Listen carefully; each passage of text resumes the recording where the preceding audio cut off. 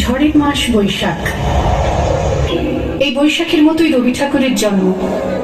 সোনার আশ্বিনে নয়, হিমের রাতের অঘ্রাণে নয়, ফুল রাঙানো ফাগুনে নয়, এই খর ক্ষিপ্র বৈশাখেই তাঁর জন্ম। এই খ্যাপা বৈশাখের গৈরিক তিলক দিয়ে সাজানো তার জন্মদিনের ললাট।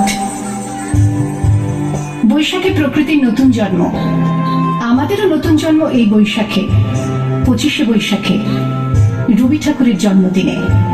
দেখতে হয় না ক্যালেন্ডার, জিজ্ঞেস করতে হয় না তারিখটা কবে, আগে থেকে বুকের মধ্যে সাড়া ওঠে 25শে বৈশাখ আসছে, রবি ঠাকুরের জন্মদিন। বছরে একটা দিনের জন্য তারা নতুন হয়ে যায়।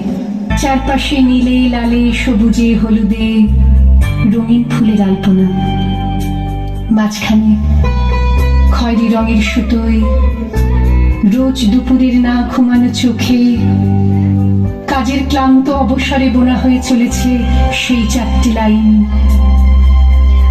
উদয়ের পথে শুনি কার বাণী, ভয় নাই ওরে ভয় নাই, নিঃশেষে প্রাণ যে করিবে দান, ক্ষয় নাই তার ক্ষয় নাই। শুধু কি সূচি কাজে না, বিদেশকে চোখের সামনে দৃষ্টান্ত করে রাখার আন্তর্জাতিকতা রবি ঠাকুরের। আমাদের সংস্কৃতিকে মাটির কাছাকাছি এগিয়ে নিয়ে যাওয়ার সংকল্পে রবি ঠাকুর। আমাদের সভ্যতাকে দানবের হাত থেকে ছিনিয়ে নেওয়ার সংগ্রামে রবি ঠাকুর। আকাশে মাটিতে মনে এত যে বৃষ্টি পড়ে, তার ছন্দ রবি ঠাকুরের। এত যে ফুল ফুটে, তার গন্ধ রবি ঠাকুরের। তাই প্রতিদিনই তার জন্ম, কোনো দিনই তার মৃত্যু নেই।